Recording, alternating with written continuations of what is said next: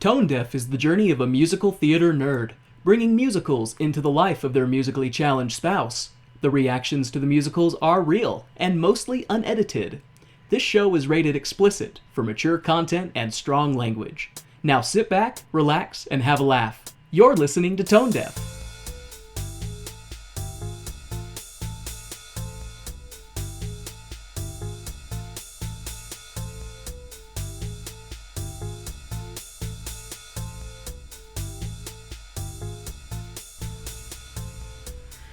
Welcome to Tone Deaf, a theater nerd's guide for their musically challenged spouse. I'm Kay, a musical theater nerd. And I'm Warren. I'm musically challenged. So we hope everyone had a good Thanksgiving here in the U.S., that you had a good week elsewhere. We are doing an unfortunately seasonal episode today because Utah is currently blanketed in, what do you think? It's 3 inches of white bullshit? 5 inches of Father Winter's angry jizz. Jesus. Right out of the gate. Right out of the gate. Well, at Thanksgiving, my father told me that my grandma was going to start listening to our podcast. Hi, Grandma. Yeah. Hi, Grandma. Hi, Grandma Warren. I hope you enjoyed that joke. There's lots more where that came from. You can turn off now if you want. I'm so sorry. I won't fault you, Grandma. I'll still love you. We love you so much. Yeah. I'm sorry about that. The whole state took a big old facial from Old Man Winter. It was bad yesterday. Oh, man. It was no bueno being out in the state yesterday. Oh my god. And it looks like Old Man Winter's gonna keep doing that for the rest of the season, so... You know, he could at least take us out to dinner first. I know, right? Instead, we had to have our dinner and then get the facial from Old Man Winter. God damn. Oh. Well, this changes my opening jokes. So, today, we're doing White Christmas, which I think I now know what you think of when you think of White Christmas. Well, to be fair, I just kind of winged it. That's not what I normally think. I normally think, God, I wish I had a flamethrower, but... Yeah. I mean, a White Christmas can be nice if you like snow, but... It's great if you don't have to go anywhere. Yeah, it's wonderful. It's beautiful to look out the window and see this majestic white winter wonderland and be like, I don't have to go anywhere. Yep, but for the rest of us, we have to go places. So, obviously most people would either think of the Carol or the whole, I want it to be snowy and cold on Christmas, or you might be thinking of the movie / musical White Christmas by Irving Berlin. I did not know that was a thing until you said that we were doing it. Yep. Well, one of our listeners and friends of the show, Reagan, has been in White Christmas before, and we'll talk a little bit about the stage version, but most of this episode's going to be about the movie. See, the only thing I knew of White Christmas was the classic Christmas song. I'm dreaming of a white Christmas. That's the only thing I've really known. Yeah. So, I mean, I did not know that there was a show, let alone a movie, about it. Yeah, so, what we're gonna do, I'm gonna take you down a little bit of a dive about the song first before we go into the movie, so that you have the context of the song. Because this is kind of a groundbreaking Christmas song. Is the context that they were dreaming of a white Christmas because they wanted to get snowed in so they didn't have to go to their in-laws? I mean, that sounds like a logical train of thought, in my opinion. No. I just want to wake up and get drunk on Christmas. I don't want to go anywhere. No, so actually, it starts with composer Irving Berlin in 1940. And we'll be covering Berlin a lot. I have a super stupid question to ask you. Yes. Do you know if Berlin is his real last name? Yes, I believe it was. Okay. Irving Berlin is a Jewish composer from the 30s and 40s.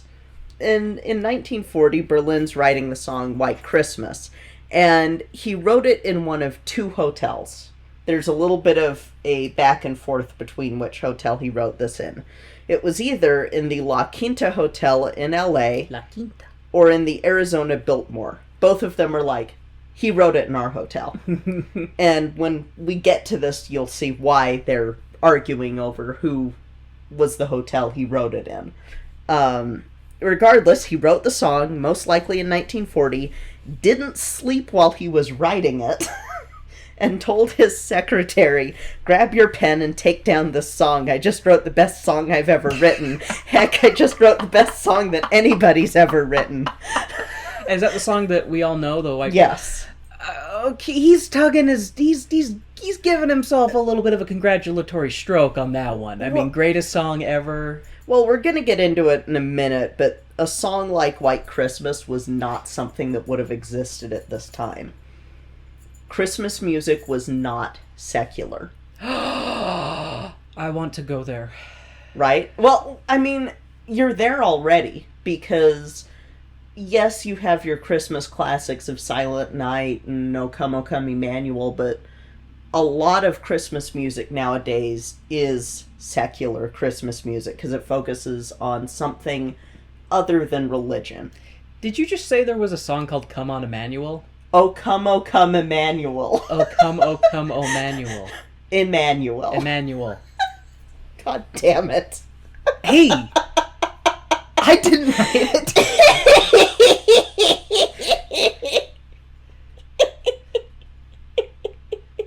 I don't know why you have to have Emmanuel on. Never mind. Oh, God. I don't want to get into the meaning of that song. We'll do that on a tangent episode. So you mean any episode? Any episode. Any episode will do.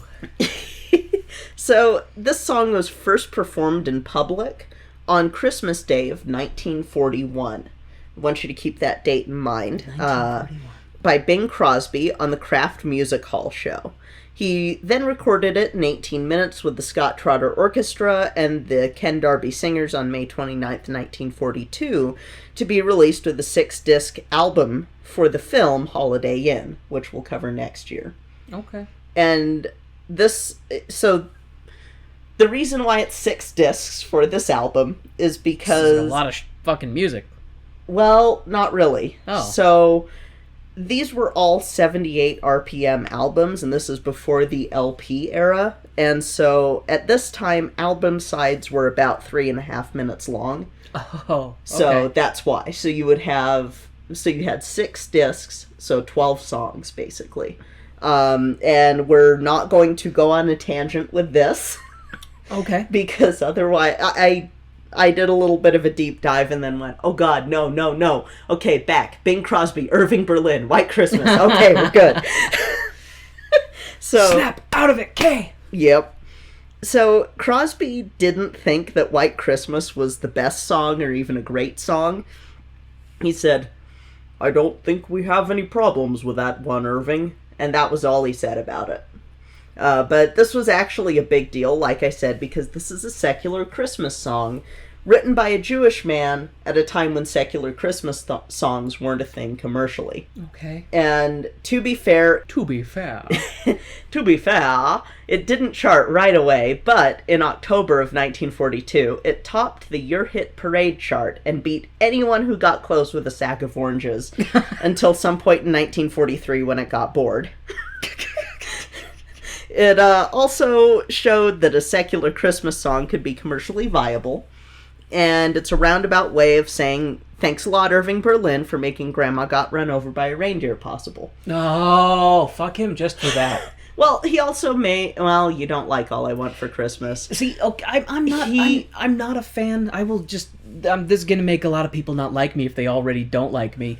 I'm not a huge fan of Christmas songs in general, partly because I don't like the over-commercialization of the spirit of the holiday, and 2, most of them are goddamn earworms. Yeah. And you've seen me, like, for whatever reason, I'll just start humming a Christmas song in like fucking July. It's true. And I'm just like, why is this happening to me? Oh, it's the curse that the witch put upon me.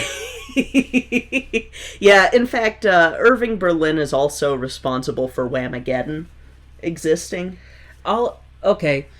Okay, I know you talk about this every year, and all I know is it's like a specific Christmas song that if you hear, it's then Last it's like... Christmas by Wham. If you hear it, you lose. Same thing with like Little Drummer Boy or something. Yeah, the Little Drummer Boy challenge, which I'm a drummer, so I automatically lose it anytime someone goes, hey, we want you to sing or drum for our church, and I'm like, fuck, I know exactly which song. I'm out this Christ, year. I don't want to drum in church. I mean, I don't mind drumming in church, and I actually like Little Drummer Boy, but I'd like to be able to win that challenge one year. Anyway, Little Drummer Boy is not possible from Irving Berlin because that is a religious Christmas song, because it's about Jesus, whereas songs like White Christmas are about more the, oh, I'm going to be with my family for Christmas, or I'm going to be with my loved ones for Christmas, or I want snow on Christmas, or I want... All I want for Christmas is you. Exactly. So this was also a really big deal for servicemen in World War II. Okay. Remember when the song first was performed? December 25th, 1941. What happened a few weeks before? Pearl Harbor? Yes. So this became the song that gave all these people these sentiments of like longing for home, longing for the routines of Christmas back home. It's slightly melancholic, but not like it feels a little bit like a melancholic song, but not in the same way as I'll Be Home for Christmas, which is another one that was important at this time. But this became one of the most popular songs for soldiers fighting in World War II. Okay.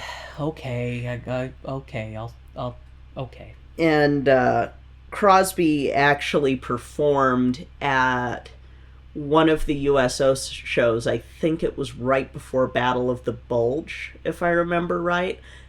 And he remembered breaking down in tears because he knew that most of these men were going to die, and they did, because it was a lot of people lost. And that was one of the things that I found out researching this song. This was not only the top of the Billboard charts for 11 weeks, but this was also Crosby's first time charting in a black-oriented chart. Really? He charted at the top of the Harlem Hit Parade for 3 weeks. As I alluded to earlier, though, White Christmas, the movie, is not the first appearance of White Christmas, the song, when it comes to a movie or a musical. This actually first showed up in Holiday Inn. Like I said, we're going to cover that show later. Probably next year. Fun fact, this is the most recorded Christmas song. To date, there are 500 recordings. I would believe it, because I've heard at least a handful of different people sing it, and I have not heard that with a bunch of other Christmas songs, so... Yeah, this is the most recorded, and the version that you're more familiar with is the 1947 re-recording of it.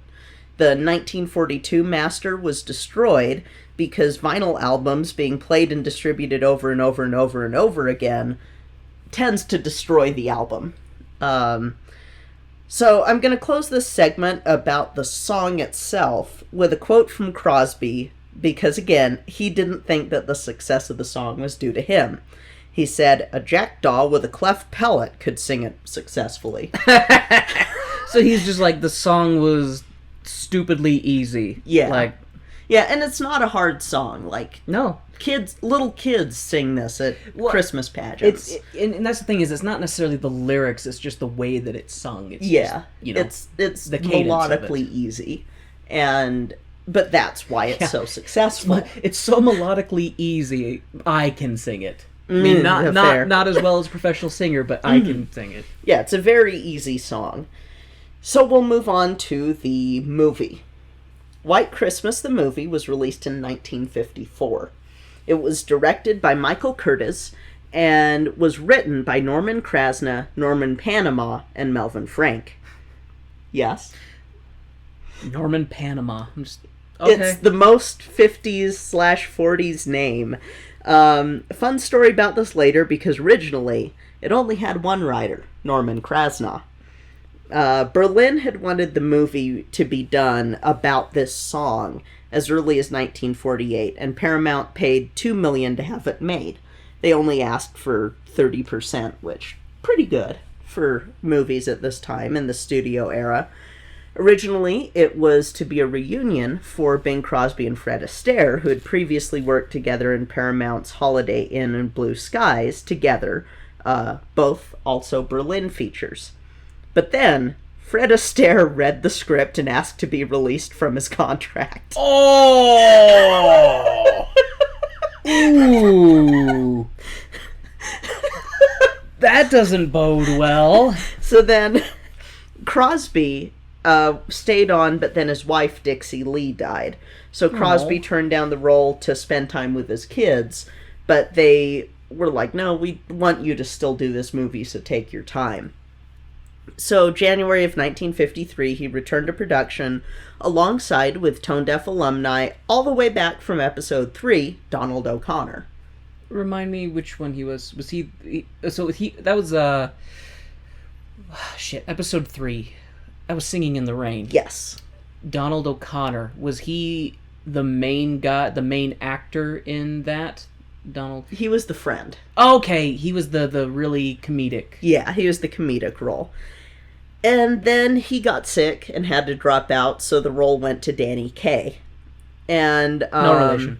No relation. Because Kaye is my last name. So with these being kind of star-driven movies, they had to make changes because originally Kaye's role was written for someone else. So Mel Frank and Norman Panama were brought in, and they took a look at the script and were like, Jesus, we need to fix this. Oh. With Frank saying, writing that movie was the worst experience of my life. Norman Krasna was a talented man, but man, it was the lousiest story I ever heard. It needed a brand new story, one that made sense. Oh, man. Okay. So this is what we're going to be seeing is after the rewrites. Okay, so it's not the steaming pile. It's not the revised steaming pile. It's the revised pile. And minus the steam. We'll get to it later, but if it hadn't have been for this, it wouldn't have had the cultural impact it did. So, Rosemary Clooney, who is aunt of Ulysses Everett McGill himself, George Clooney, and Vera Ellen. Was that a No Brother, Where Art Thou reference? Yes, it was. I love you. I love you. And Vera Ellen, who you haven't seen before, play the love interest for Crosby and Danny Kaye. Bing was also 51 when filming this. Rosemary Clooney was 26. They were love interests for this. Old enough to be your dad. Yeah. And Rosemary also plays Vera Ellen's oldest sister. Vera is 33. Again, Rosemary is 26. Because Hollywood is fucked up. Alrighty then. So, the Foss was an uncredited choreographer for this, and eagle-eyed viewers may notice that Alfalfa makes an appearance in this. From the original From the Rascals? the original Little Rascals. Which I never saw any. I only saw the remake. I watched those a lot. I like that you called Fosse the Foss. I know, it's bled into my vernacular now. Yes, I am corrupting her. So, a picture of Carl Schweitzer, who played Alfalfa, is used for Vera's brother. This was also the first film shot in VistaVision, which was a widescreen format that's now mostly used for special effects, most notably the original Star Wars. Oh. This is also the highest grossing musical of all time, like movie musical. It What? grossed, yes. It grossed $12 million at the time. Nowadays, that is $111,955,390. So it had a budget of $2 million. Yes. And it grossed $12 million. Yes. And, I mean, it made ridiculous money. And it was re-released in theaters in 1961. This is one of the most popular Christmas movies out there. Oh, wow. Okay. That's setting it on a pedestal for me to Spartan kick. Please don't put this... like I said, it's the most popular. That doesn't mean it's good. This is outdated! Oh, God, you have no idea. Like, not just the romantic subplots in this, but there's a scene that is going to legit send you into, like, a rage spiral. I am so sorry in advance, but, like... History! History of musical theater is often drenched in sexism and racism. So... Yeah. There is a stage version that we'll cover someday, and it removes a lot of stuff that's not great. Good. For the time. Excellent. Yeah. So there's that. Irving Berlin was a brilliant composer, and a lot of his stuff had a lot of commercial success. You'll recognize a lot of his songs once we start. Sounds like he had commercial and cultural success if it's Yes. had that kind of staying power for Yes, so many decades. He is one of the greats with regards to Tin Pan Alley type composing, and we'll cover that too.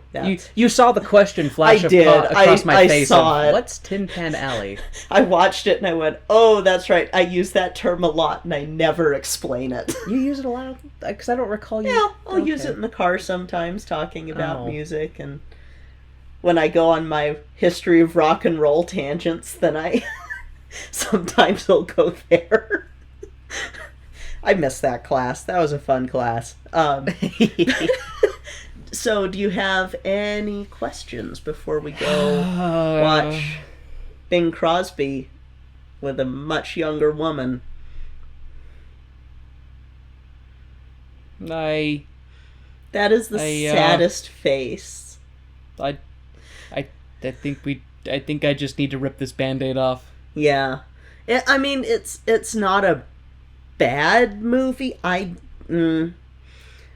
I'm conflicted about it. I like the music. I like the music in this movie.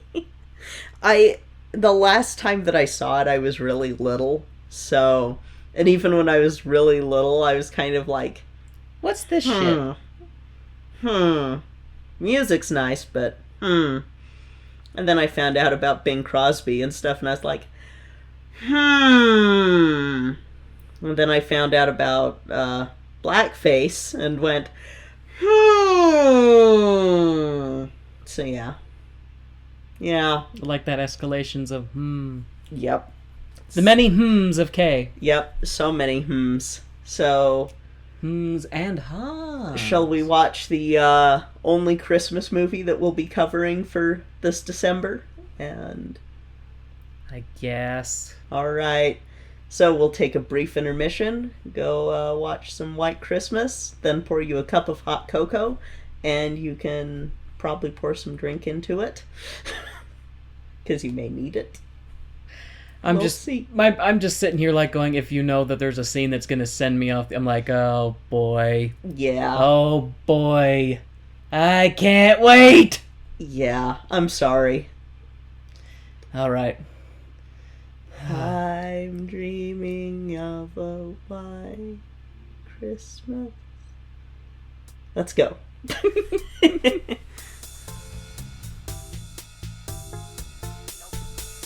gonna joke and be like, okay, let's go fuck this pig. I don't wanna fuck this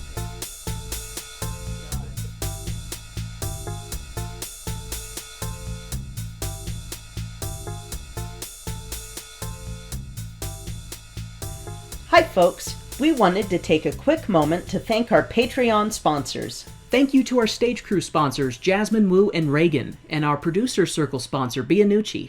Thank you so much for your continued support of our show. We truly appreciate it. Now let's hear from our friends Cortland and Brandon at Up All Night and Alone in the Dark podcast. Hey there, everybody. Welcome to Up All Night and Are You Afraid of the Dark podcast. We're your hosts. My name's Cortland. And I'm Brandon. And in our podcast, we take apart each episode of Are You Afraid of the Dark, scene by scene, and discuss it in detail. This show is prime early 90s Canadian acting at its best. Or, in some cases, worst. We're here to laugh our way through 7 seasons and 91 episodes. So whether you're a fan of the show... Think. That's hard dough. No, mister. Accent on the dough. Hi, Andy. Won't you come play with me? Hey, we're just having a goof. Or experiencing it for the first time. We know there's nothing better than staying up all night with a scary story. And now, the lights are going down and the music is starting back up, so let's hop into the second act of the show.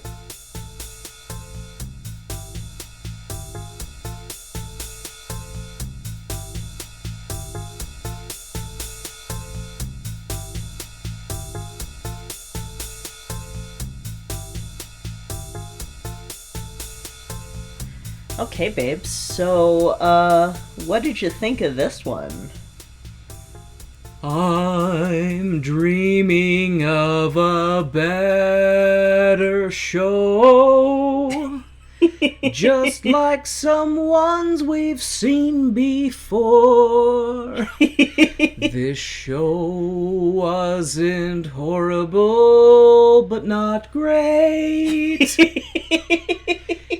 It's kind of meh to me as of late. It was fine. Yeah. It was okay. It was, except for one part which we'll talk about later. I mean, it was serviceable. I mean, I think probably for me personally, I don't think it probably has aged all that well to an extent. Oh, hell no. There is one super awesome scene in the whole show. Oh, yeah. That literally gave me chills. And made me cry. Yeah, made Kay cry because of the Pact of the Witch. Everything that I feel goes to her. So, it was okay. Like, that was the thing is, like, it was so funny because there were so many dancing numbers in it where they weren't necessarily singing. Yeah. And the dancing numbers, I was like, God damn, that woman can dance. Like, yeah. They're great scenes just to watch. No Broadway acid trips. Yeah. Which Thank God. I'm okay with that.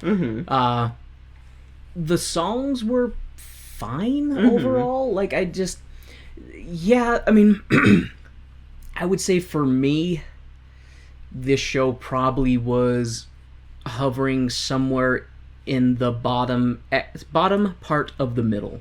Okay. Just because it was just, it's just, Not a problem. Okay. It's not... I mean, it's one of those shows where there is an audience for it. Dear God, there's an audience for it. That audience just isn't us. You know, what's funny about it is I thought that the story was actually pretty decent. The story was pretty decent, and I actually thought that the story was better than the musical parts. Overall, overall. I mean, they had some funny song stuff that I thought was kind of reminiscent to me of Singing in the Rain, some of the way that they played some of it. But overall, it was just meh. For me, with this and with... I like the songs when they stand alone, but then as soon as you drop them into the story, it's like, he just put the song in to make it work. You just dropped the song in because he's Rodgers and Hammerstein this yeah. shit. It's kind of like, where can this go? I'll just push it over here, and people will think that it was artistic vision. Yeah. So the show takes place Christmas Eve, 1944. 2 of Santa's little helpers are performing for the troops in Europe, and General Jerkface is not happy that the troops are enjoying some Christmas cheer before being shipped out to fight. General Goodguy orders the driver to take the shortcut, in quotes, to command. Spoiler, it's not a shortcut.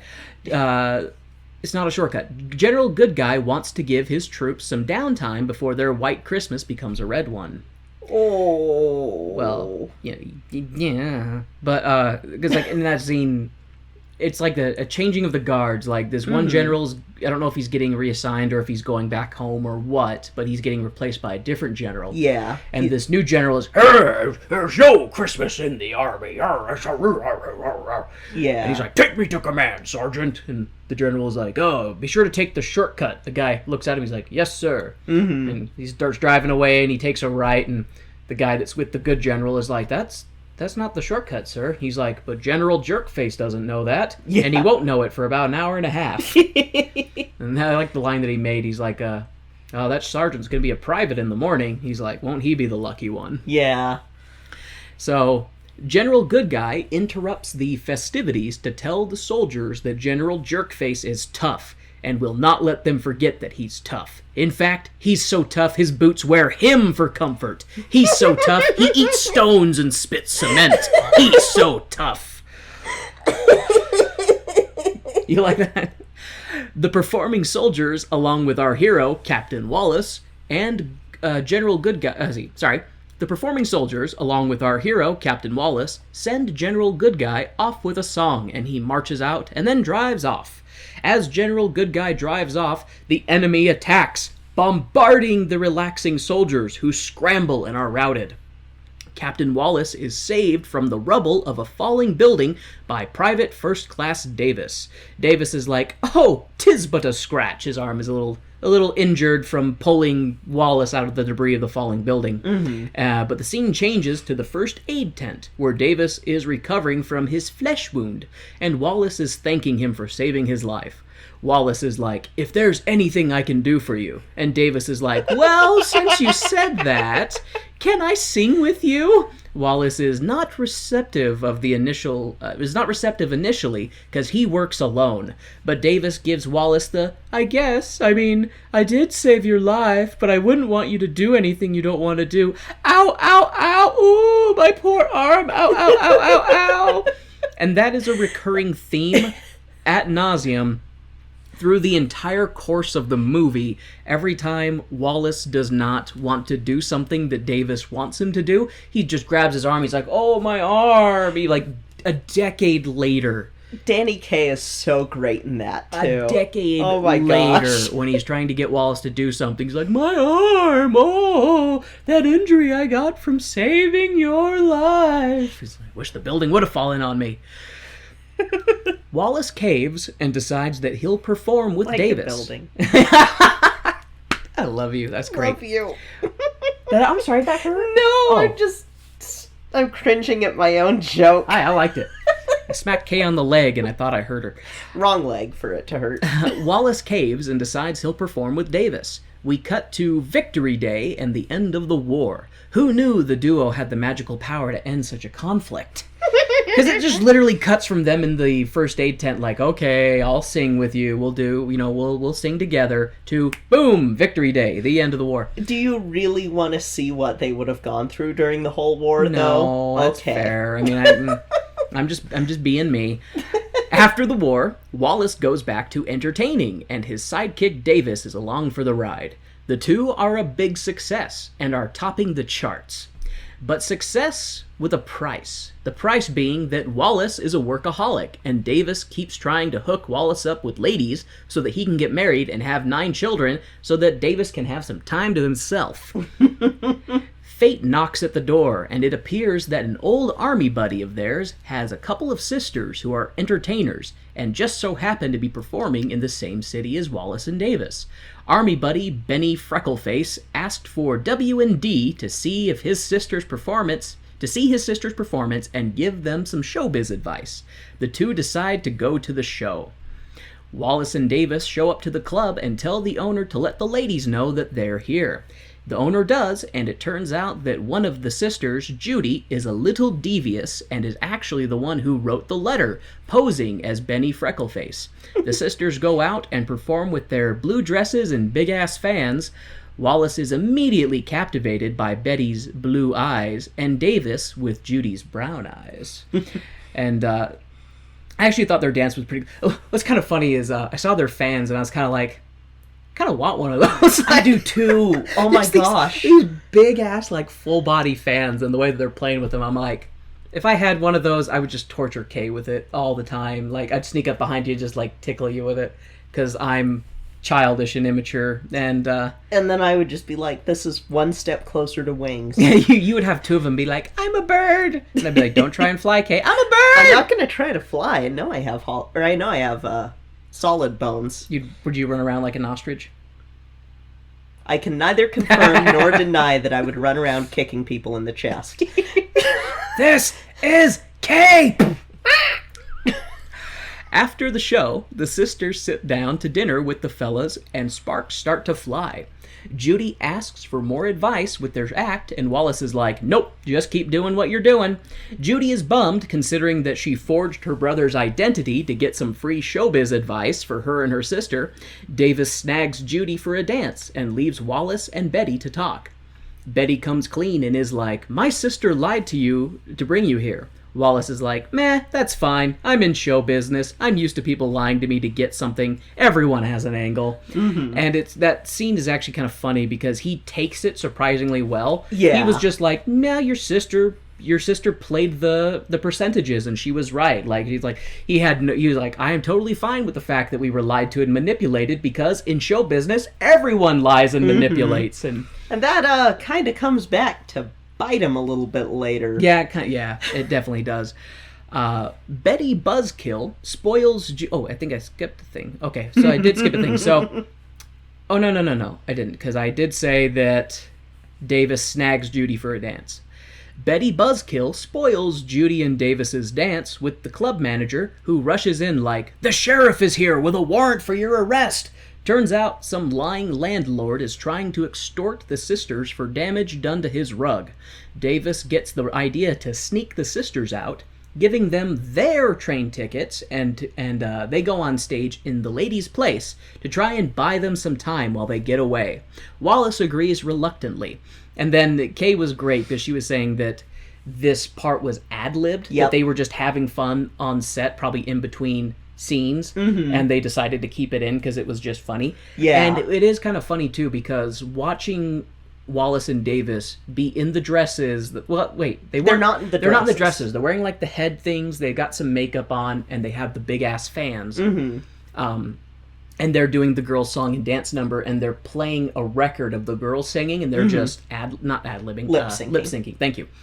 To the girls' music. And it's funny because it's not as polished as other scenes, which makes sense that it was completely ad-libbed and they were just playing around, because you were like, this is the only take they have of it. And you can see it. Like, and it's one thing that is kind of funny about that scene, though, is it does seem like a very genuine moment, which makes sense considering that it wasn't part of the original script. Yeah.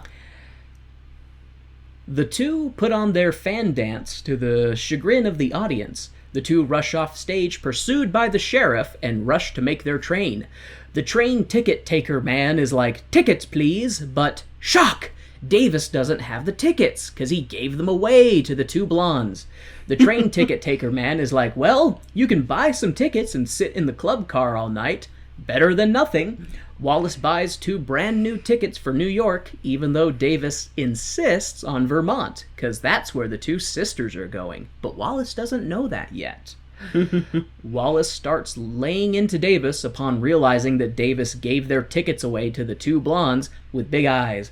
Wallace is like, I'ma throw those 2 out of my room because I want my nice, soft, blonde hair, blue eyes. The girls come into the club car, thanking them so much for their help getting away from the sheriff and the terrible lying landlord. Wallace abandons his plans to throw the girls out and instead invites them to drinks and a sandwich. And of course, the serving guy in the club car is a black guy. Yep, the only black folks that you see in this movie are in serving roles. But to the movie's credit, everyone is very polite to the serving man. Yes. That is what I will say. Yes, that's the good... That's And- the only... And they have no speaking lines either. Yeah. No black person has a speaking line in Yeah. this. They are just Yeah. there to be serving white people. Yeah, at And this least came out- it's not Holiday Inn. Which I'm glad we're doing that next year. Mm-hmm. You'll have all the context when we do it for next year. Is this was released 1955, right? 54. 54. Okay. Mm-hmm. Because the show, okay, yeah, that makes sense. Because starts in 54 or 44, and then later on they're celebrating the 10-year anniversary of the thing. Yes. Okay. The boy-girl group sit and talk about where they're going. The girls have a gig at a ski lodge in Vermont, and the guys decide to abandon New York and accompany them up to Vermont. They have a song and dance number about snow and skiing and other winter wonderland bullshit activities. Not my thing, not my pig, not my farm, I don't care. The double duo arrive in Vermont, but to no snow. Inquiring with a local reveals that they have not had snow in weeks. The merry band of... I hate when I confuse myself with my own typing. The merry band of probably will get married later people mosey on down to the ski lodge, where the ladies are informed that their show will be canceled due to a lack of customers. As Wallace is preparing to grab their bags and pack them back up in the cab, who should walk in, carrying a bundle of firewood, but General Goodguy from the opening act. General Goodguy is the owner of this establishment and is down on his luck, and tells the ladies that they don't need to leave, he'll pay them in full, even if the crowd is minimal, 'cause they have a contract, and he is an honorable man. He's actually my favorite character in this whole show. He's my favorite, too. I really like the general, and I really like the non-bitchy resting face sister, Judy. Mm-hmm. Yeah, I like those two the most. Those two are great, and the general is the reason why I cried later. Yep, and we'll talk about it. Yep. The girls perform to an audience of a handful. They sit down with Wallace and Davis afterwards and lament about how they feel like they're stealing money for not performing for more people. Wallace and Davis hatch a devious plan to help draw a crowd by having their entire show move from New York to Vermont to draw in people. They kind of talk about it as like, well, we've closed down our show for winter, but we still have to do rehearsals and workshop new material, and this is just such a great place to do it. And and I think part of it, it is actually a good idea, because it's like people staying up there, they're basically paying the general for room and board, Yeah. So since he's down on his luck, and it was very nice of them to do that. Yeah, it still is helping out the general. Yeah, it still is helping out the general, and it was just a very nice thing for them to do for an old commander. Mm-hmm. During the course of the rehearsals at the ski resort, we get the part of the show Kay warned me about, the minstrel show. Mm-hmm. The only thing about this scene I like is that Judy has a very nice, bedazzled, legless wedding dress with ruby gloves. And they have some tambourines with... Oh, and I don't like this part, though. They have tambourines with creepy faces on them, because my nightmares didn't know that they needed those. Yep. Thanks, movie. This minstrel show part was not as bad as I was worried it would be. No blackface or anything like that. No, that's Holiday Inn. Just singing about missing the good old days of having minstrel shows. So, fuck that whole scene, except for Judy in the really nice dress. Yeah, I was torn between wanting her in that dress and wanting to wear that dress, such as the bi experience. You can wear that dress for me. I'm down with that. What's funny about Judy's character is Kay was saying that all her singing is dubbed in, because she is not a singer, she is a dancer, but they make full effect of that. Yes. Because she has incredibly nice legs, and just about every time she is on stage dancing, she is in a legless outfit to show off her muscular dancer's legs. Yep. And she is, I will say, she is a very, very, very incredible dancer. There's a moment later, dance-wise, and I don't know if you'll cover it, that was the tap dancing. I little You bit. do? A Awesome. little bit. Probably you can elaborate on it if you would like. Once we get to it, I will, because holy crap. Anyways, the song is over and the gang is retiring for the night, and Judy convinces her sister to go and get something to eat, to drain blood from the brain so that she can sleep. The ruse works, and it turns out it was an elaborate trap constructed by Davis and Betty to get Wallace and Judy to have a romantic moment by the fire. Davis and Judy to have Bob... constructed by Davis and Judy to get Wallace and Betty to have a romantic moment by the fire. Thank you, Kay. It works after we're subjected to Wallace's theory, and I use that term lightly. Anyway, his theory is that depending on what you eat, you'll have different dreams. He basically is like, this sandwich makes me think of a tall blonde, and this sandwich makes me think of a sexy brunette, yada yada. But Judy seems to have left her bullshit detector back in her room because she falls for it. And is even like, I think you're so kind, and it's such a genuine person for hauling your minstrel show up here to try and help bring business to the General's failing ski lodge. Wallace macks on Betty right as the General comes in. He gives them a wink and a smile and goes into the kitchen to satisfy his late-night sweet tooth. Wallace is like, Betty, you haven't eaten anything yet. And she's like, I know exactly what I'll be dreaming about. And the two smooch again. The General has a really funny line, though, when he comes in. Because he comes in right as Wallace and Betty are kissing. And he's like, oh, well, I'm terribly sorry. He's like, I just had a sweet tooth, and I came in here to get something. And he's like, I see you're already, having your sweet tooth kind of thing. Like, just kind of, I thought that he's such a lovable grandpa. He is. And I love his character because he's such a gruff, curmudgeonly general type, but he's got a center of gooey warmness, Yeah. And I just like him. We cut to the next day as Wallace is pulling up in a Jeep after doing a mail run. He sits down and talks with the General, who tells him he appreciates what he's trying to do up here, but his innkeeper days are numbered because he wants to go back to the army, and he's expecting a letter from Washington any day now. Wallace is like, well, shit, I picked up the mail, and you do have a letter from Washington. The General is like, I forgot my glasses. Would you read it to me? Wallace reads the General his letter, but it's not what he was hoping for. Rather than an invitation to come back to duty, it's a polite refusal letter. The General takes the rejection well, but we can tell he's hurting underneath. Poor General, I just want to give the old grandpa a hug. Yeah. It's sad because he talks about, I want to go back to active duty and I'm holding out for a command position. I would like to go overseas, kind of thing. He very much wants to relive his glory days type of thing. Yeah. But the letter he gets back, it sounds like it's someone that he knew when he was in the service, and they're like, oh, you old dog, I'm holding out for a couple more years and then I can live the comfy life like you, Tom, and stuff.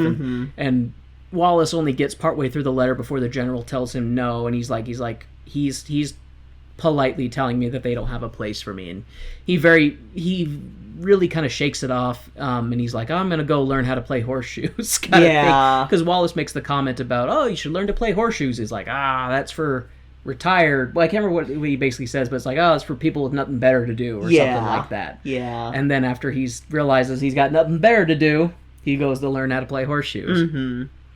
Wallace decides to reach out to a TV producer in New York for reasons I'm sure will be disclosed later. If I had to guess, he wants to try and get the ski lodge even more publicity. Turns out I was right. We're treated to a Foss dance number, which is entertaining, with Judy showing off those legs again. She did this crazy tap number that Kay had to explain to me. Apparently, really good dancers can distort space and time. Because with this... That's not quite it. So, okay. Well, let me elaborate on my insanity, and we'll see if it makes any more sense. So she's doing like this tap number, and I thought her foot was just holding still, and I'm like, where's the tapping coming from? Kay explained to me that it's a type of tap where you're moving your foot really, really fast, and it's just tap, tap, tap, tap, tap, tap, tap, tap, tap, and you move it so fast that it doesn't really look that much like it's moving, because your foot's not really that high off the ground anyway. So she's like vibrating her leg and tapping. So for me, it distorts space and time, because it was relative. I did not see her leg moving, but I heard the tapping noise. For me, my shins still hurt. I can't wait till we get to some more tap-heavy shows for you to watch, because there are some crazy talented tap dancers out there, and she's one of them. But... Tap is really cool. Anytime I see, in shows when they do, like, tap numbers, I'm always blown away. Like, just mesmerized by how talented and skilled they are. And I just look at it and go, wow, I am so uncoordinated. If I was to try and do that, I would like break my ankle. Oh, if I could get my knees and ankles stable again, that would be fun to relearn, because it's so fun. It looks really cool. It's nice to listen to too. Yeah. That's the Foss scene. Ha ha ha. Which the Foss was uncredited for his Really? choreography, because he didn't contribute all of the choreography, but he contributed some. It was before he got really big, so... Gotcha, so he was kind of not... Well... He was a fledgling I'm at the surprised time. he still didn't get a credit, because then again, It's the studio system in Gotcha. Hollywood. Not everyone gets a credit at this time. now everybody gets a credit. If you brought somebody coffee, you get a credit. Yeah, they did not do that in the 50s. Oh well. After the song and dance number, we see Wallace on the phone with that TV producer, which turns out I was at least partially right. The TV producer wants to put the whole thing on television and broadcast their charity thing for the general live. The housekeeper was a busybody and listening in on Wallace's call, but because she cut in and out doing things, like she stopped to like, oh, turn around and grab something, da da da da da. So she didn't get to hear the whole call. She only heard part of what was discussed. The TV producer wanted to take advantage of the situation, but Wallace only wants to plug the generals in, of course. Housekeeper Busybody didn't hear that part. She proceeded to be like, barka barka barka bark, and shit meets fan in a very standard way. Betty finds out... Jesus Christ, like halfway through this, I was writing Judy instead of Betty and Betty instead of Judy, because my brain was just like, Judy's legs. Betty finds out and thinks that Wallace and Davis have an angle to get themselves free publicity and are taking advantage of the general's unfortunate circumstances. Betty and Wallace have a fight and break up, kind of? Were they together? Not really. I don't know. Anyways, Betty accuses Wallace of only wanting money, and Wallace is like, oh, why I never? And the two storm out in opposite directions. Because rather than just... one of the things, too, is that kind of bugs me is Betty's character is kind of, the way I look at her, and you can please correct me if I'm wrong, she seems like a woman who is more strong-willed than what would have been considered socially acceptable for the time. She is more assertive, she's more take charge. Both of them are, but in different ways. Because I feel like Betty's character was a little out of character by not confronting the situation. Yes. I feel like she would have been like, is it, like, are you trying to take it, like, I feel like, but it's one of those things, you have to create the conflict so that they can get back together, rather than just have her be like, are you really just trying to get free publicity for, like, be like, what? No, where did you hear that? Like, I told him. Like, I told the guy this, we don't want to make any money off this. This is for the general. Thing is, you could change that part and still have the really awesome scene. Yeah. You could take out that whole conflict and it would still hold up. But anyway, it's we got to shoehorn in a stupid. There's a Pete Townsend song called "Communication." It hadn't been written yet because Pete Townsend was a wee little lad. But I do think that conflict like that is it's a cheap cop-out to avoid real conflict. It's very lazy. Because it's like, let's have this very surface-level conflict that isn't deep or meaningful in any way, just so that we can have a conflict that can be resolved, rather than, like, actually tackling some serious issue or something that needs to be resolved. They're like, let's manufacture something that we can easily smooth over later. Which is one of the reasons this show is lower down on my meh list. Yeah, same. Judy hatches a plan, deciding to get Davis to propose to her, because if she gets engaged, then maybe Betty will want to too. Or something? I don't know. Her motives seemed lukewarm at best. Anyways, Davis agrees to get engaged to her, not married, just engaged, as a ruse. But I mean, it's Judy Davis. Have you seen those legs? If you're not gonna take her, I will. Well, I mean, no, you can't, because you're married to me. Well, yeah, You get me. I get you. You see these legs? You get these legs. I do get those legs. These hairy, manly legs. You have nice legs, babe. We're about to get this real awkward real fast. That's what our fine listeners come to expect. Hey, Kay, my eyes are up here. Sorry. We cut to a party. Actually, sorry, I do want to ask you real quick. Can you elaborate for me in any way? Because it seemed like Judy's whole mentality was, oh, Betty's always been very protective of me, like a mother hen. You know, she uses that phrase a couple times in the show, a mother hen. And so her mentality is like, she's always watching out for me, but maybe if I got engaged, she wouldn't need to feel like she had to look out over me because I would have a man to take care of me. So she would be free to just worry about herself. And then she could fall in love. And it's basically the plan, right? Yeah. Okay. Yeah, I didn't miss anything. It's one of those things that it's not well enough established at the beginning. Because if it had been well enough established at the beginning, then that whole ruse would be like, okay, whatever. But even then, the story doesn't need that. It doesn't need that. Because what is a woman without a man, Kay? What is a woman without a man to take care of them? What? Oh, Kay covered her mouth and is laughing, and It reminded me of a phrase that I saw. I think it was Gloria Steinem that said it. What? A woman without a man is like a fish without a bicycle. I have seen that before as a teacher. That was one of those, it was technically like a feminist phrase of being like, we don't need no man kind of thing. And so when you were saying that, that was the first thing that popped into my brain. I was just like, shut up, stop, stop, brain. Okay. We cut to a party that night, and it's a classy shindig. Betty and Wallace are pouting in their respective corners. Davis and Judy decide to dance with their respective non-partners, and during the dance try to swap to get Wallace and Betty back together. It doesn't work, and the two go back to their separate corners. Judy and Davis decide to announce their engagement at the party, to the congratulations of everyone. Davis gives the old nudge nudge wink wink to Wallace, saying, hey, I took that plunge and it wasn't so bad. Maybe you should try it. Wallace is like, that water felt a little cold this morning, but I'll go give it a try.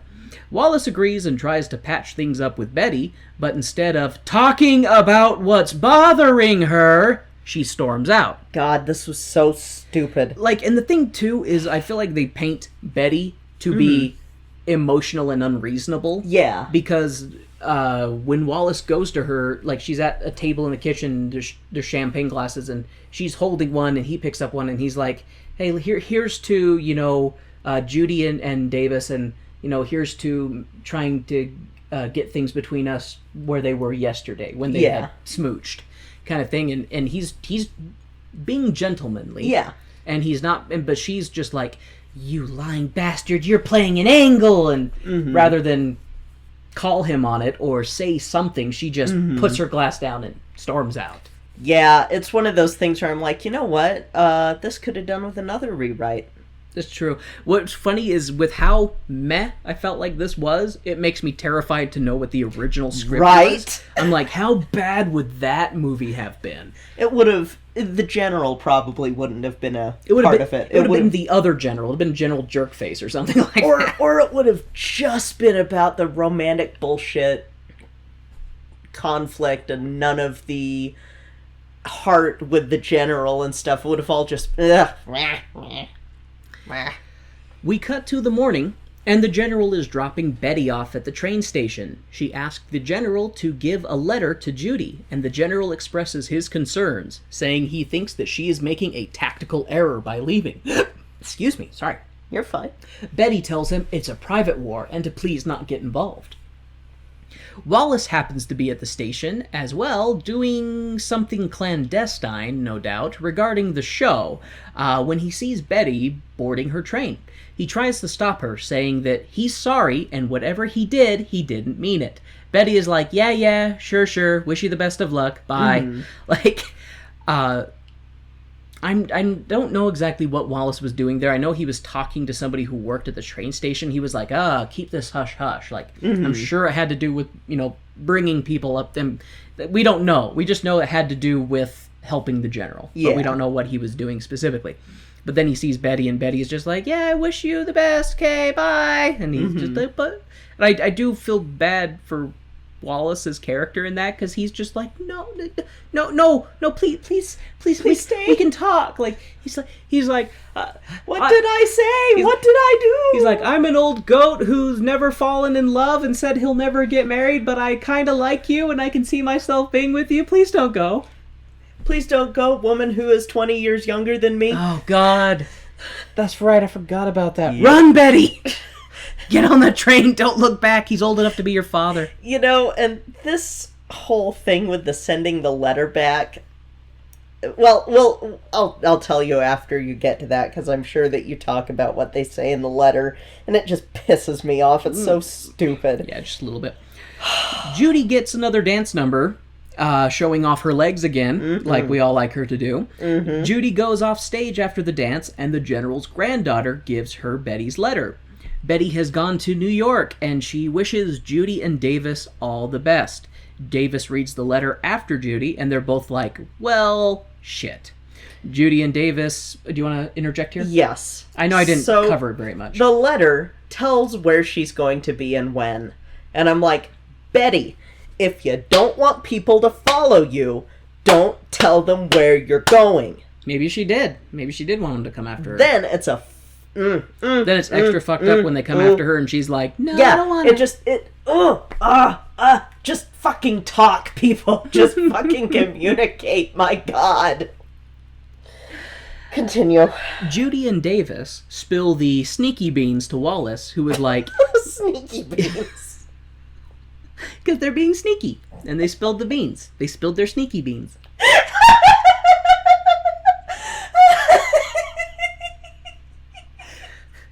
Shit, I didn't think the joke was that funny, but hey, if Kay likes it, I'm good. Sneaky beans? Kay, tangent. Kay has an image of sneaky beans. I gotta know what it is. What's your image, darling? This whole fucking commercial with beans sneaking out of a can. I hate my brain. That is interesting. See, and my brain was like, if you... Make you silent when you... See, that's what I was gonna say. Sneaky beans make you silent but deadly.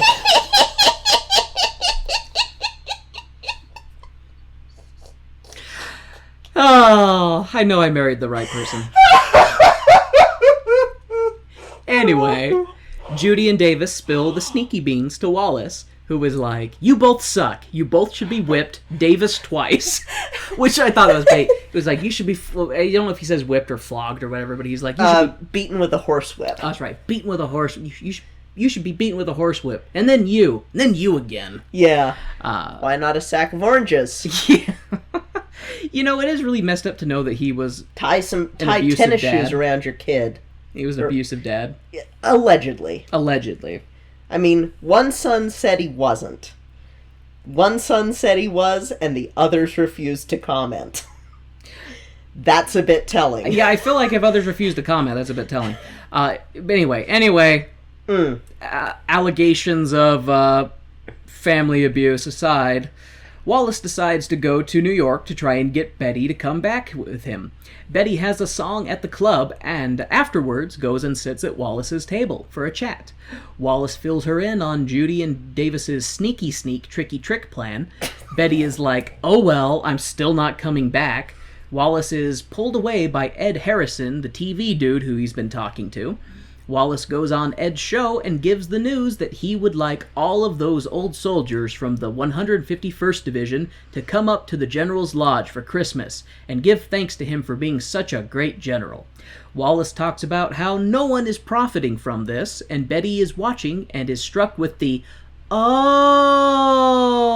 Miss Busybody nosing everyone's business was wrong.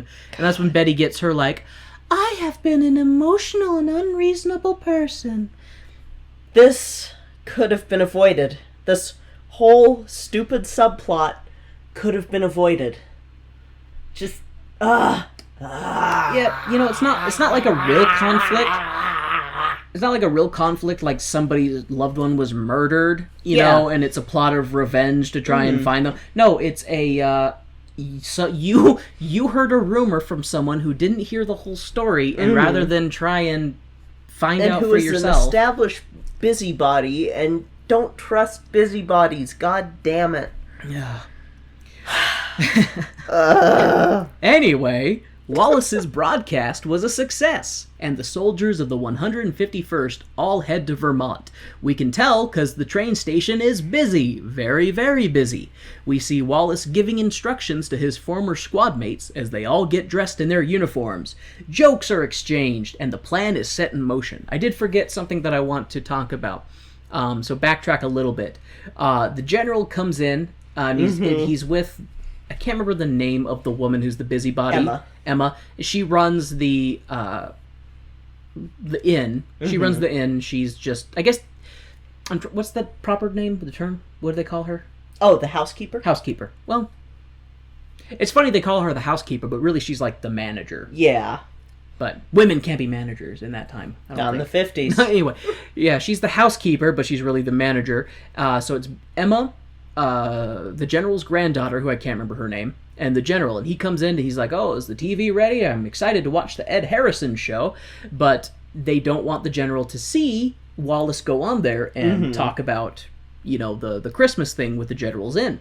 And so they're trying to find a way to get him to get away from the TV, and the granddaughter's like, oh, the Jeep's battery is dead, Grandpa, can you... He's like, I'll look at it later, I don't want to miss the show. And then Emma, she's like, oh no, Davis fell down the stairs, he's hurt. This is so great. He's hurt, go help him. And Davis is laying at the bottom of the stairs, ooh, ow, my leg, ah.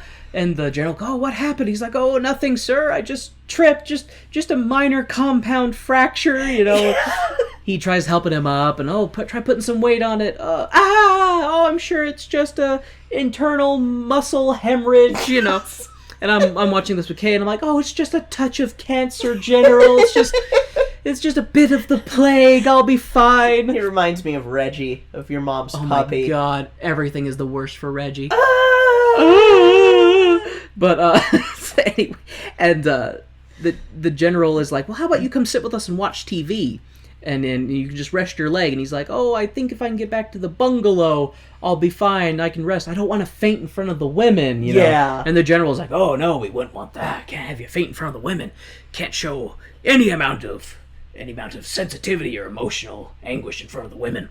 So the general takes Davis out, and he's like walking him around. Davis, oh, well, maybe you should walk me around the barn a couple of times. He's like checking his watch when the general's not looking, trying to buy time, And so that part made me laugh, because that's going on in Vermont while Wallace is in New York on Ed Harrison's show. That scene could have been kept in without the stupid-ass subplot. I'm not going to let that shit go. That's fine.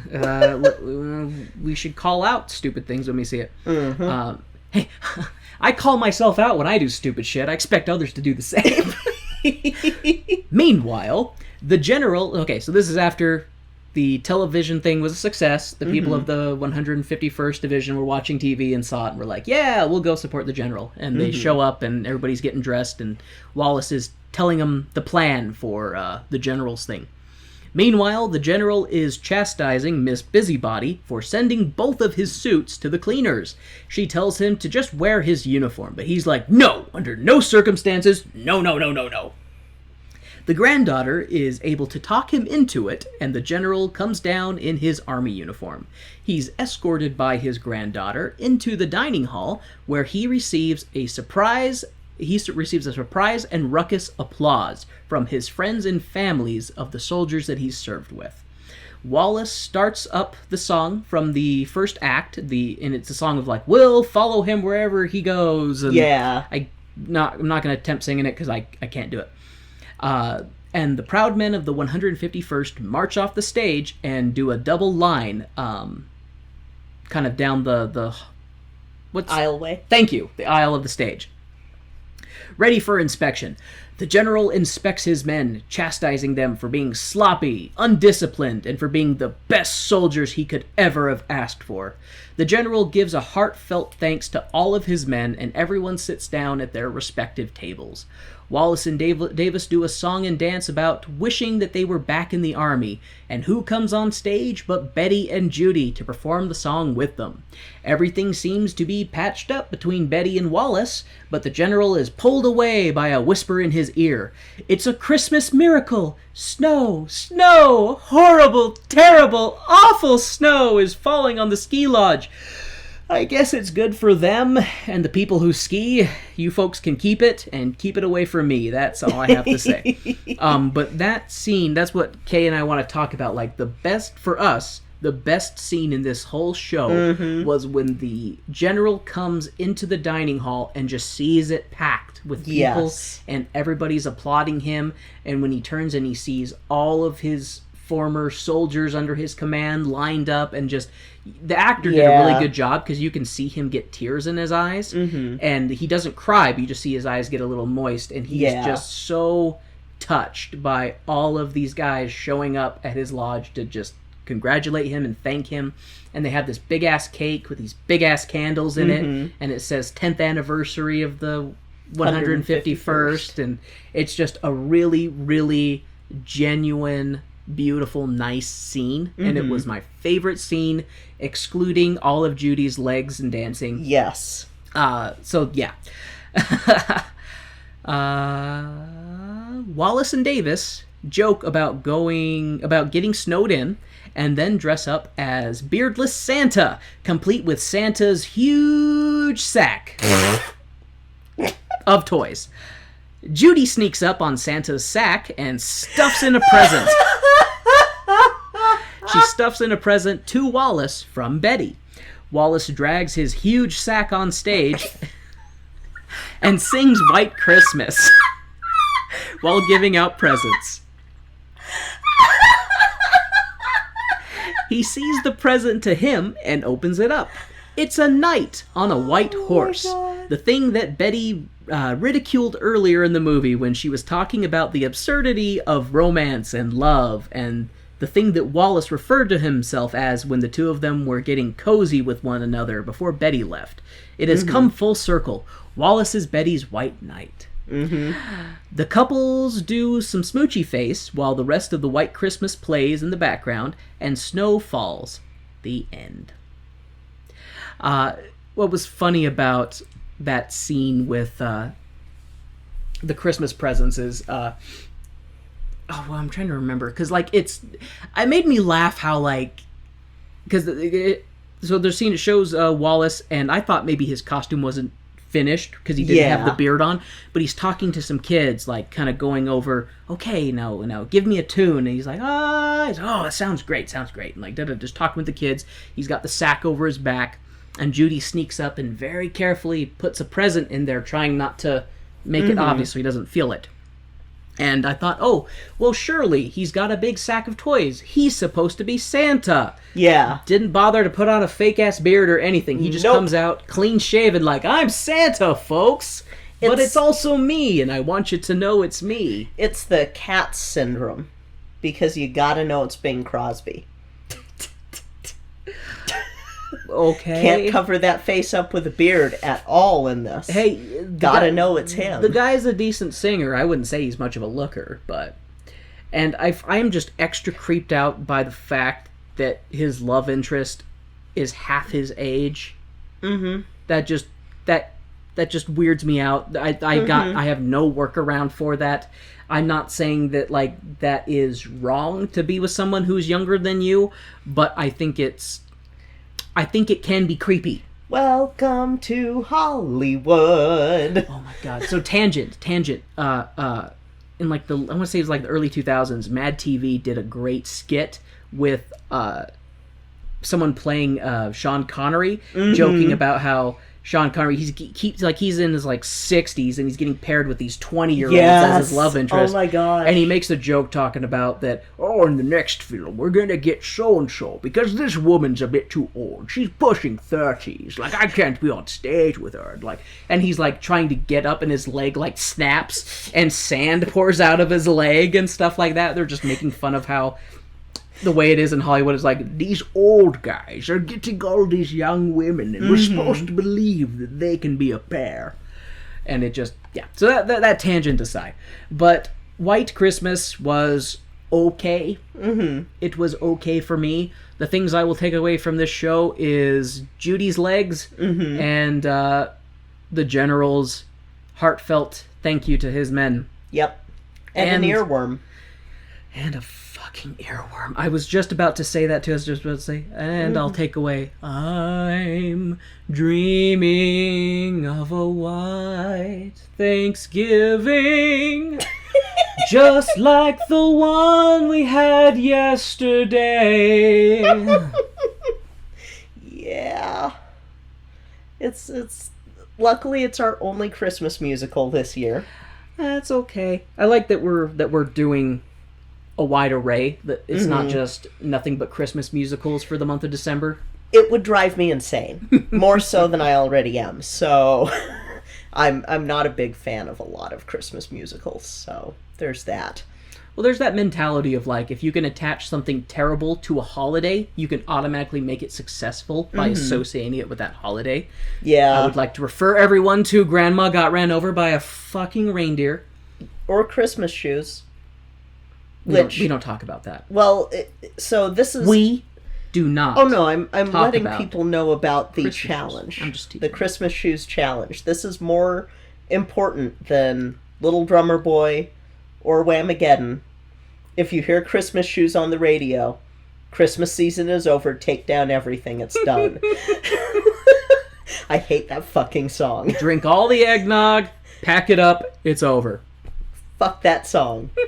That's why I'm so glad that we've been driving your car and not mine. Because mine is usually on the Christmas station and we run the risk of running into that song. Funny side note, when I drive, Kay talks to me, so I don't usually have the radio on. When Kay drives, they need music, so Kay sings. Yep. Warren has figured it out. Yep. Okay. So yeah, do you have anything you'd like to say about this meh-rickle of a Christmas show? It's... I missed the obvious joke. This Christmas meh-rickle. It's White Christmas. It's a classic because some people like it. I have trouble with a lot of these 50s shows just because you don't see a lot of people who look like me on there. And who aren't in service roles. Who aren't in service roles or aren't made up to look like me. Yeah. Holiday Inn. Yeah. This show was... yeah, sorry. So it's one of those things that it's a show that I never really... I liked the music, but I never really had a love for the movie as much as most people do, because I'm like, well, it's another movie with all white people singing, and a lot of it is white people singing jazz or Tin Pan Alley. And, yeah, let's not forget who was really great in jazz and Yeah, I will say that whole fucking scene with the minstrel show. Just Yup. It wasn't a minstrel show. It was, man, I sure wish we could do minstrel shows again. Those were great when we would dress up in blackface and do inappropriate jokes that made it seem like black people were pulling the teeth out of dogs and fucking shit like that. Instead of it just it's yeah. Some of these shows just sort of leave a little bit of a bitter taste in my mouth. Oh God. And so I just yeah. It's a Christmas classic. Y'all can like it. I'm meh on it. I don't hate it. It doesn't give me as bad of a feeling as Rocky Horror. Yeah. But it gives me more of a okay. Yeah, I think that's fair to say. I don't hate it. Mm-hmm. Like, I don't hate this show. I don't want it to, like, be tossed into, Mount Doom and be incinerated. But at the same time, if I don't see it again, I won't feel a void in my life. Yeah. Full disclosure, I'll be thinking about Judy's legs for the rest of the day. Oh, yeah. But, that's the thing, is, like, there were some really impressive dance numbers. Mm-hmm. The songs were just okay. But I was really more blown away by the really good dance numbers. And if you take out the stupid parts of the plot itself is not terrible. Yeah. You get these former military guys turned entertainers are successful and through circumstance meet these women and they end up traveling together because both parties are entertainers and they try to help revitalize this inn that's fallen on hard times and turns out that it's owned by an old military friend. On paper, I'm like, that plot is not terrible. Yeah. That plot is not terrible. There is stuff to work with and they did work with it. Mm-hmm. But overall, it's just... The romance subplot was dumb. Not the romance subplot, the conflict in the romance subplot was dumb. Yeah. And it could have been handled in one conversation. And but Kay, then we wouldn't have the breakup and the getting back together. You gotta have that. It's Hollywood Formula 101. You're a theater, you're a film major. You should know that.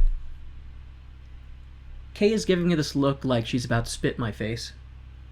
Ugh. So... What's our next show, babe? I'm so sorry. Oh, God. I'm so sorry. No. What? So, December 7th, on Nickelodeon... Oh, no! There's going to be a musical event that is for a show that I was surprisingly enjoying listening to, but I know that you are not looking forward to seeing this at all. But hey, it'll be over with, and we'll go up to Mama Kay's house to watch it, and Latte can come with, and maybe we'll even record it up there with Mama Kay and Sophie. It's the show that Kier would have loved to have seen, Kier the Bird. We're gonna see the SpongeBob musical.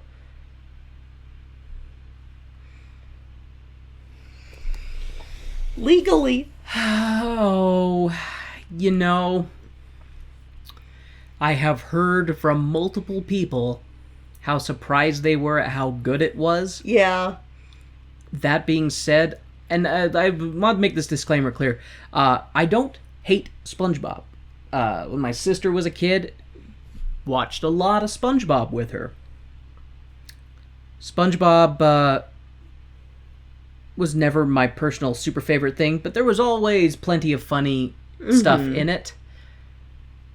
Being made into a musical, though, I'm just...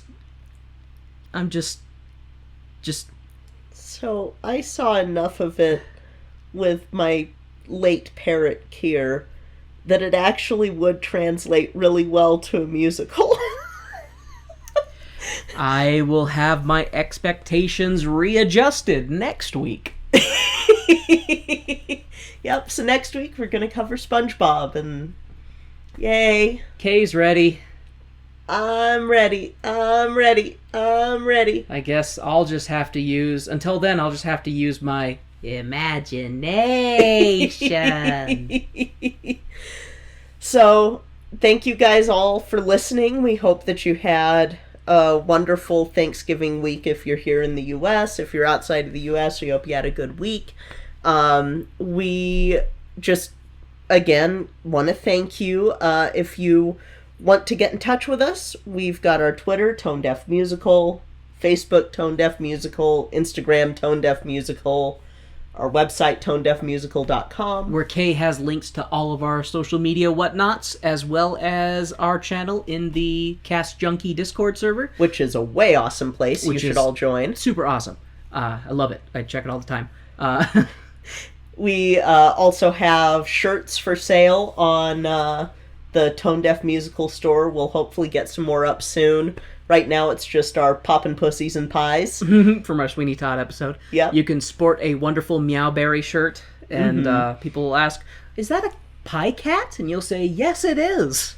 Yes, it is. Go to Tone Deaf Musical if you're older than a child. You want to pop a pussy in a pie? Oh, God. What have I done? You say that a lot, and I always tell you a great and many terrible things. This is true. So, yeah, do you have anything else you'd like to add, babe? Nope, just want to thank everybody so much for listening, and we will see you folks next week. Yep, so that'll be it for this week. I'm Kay. I'm Warren. And this has been Tone Deaf.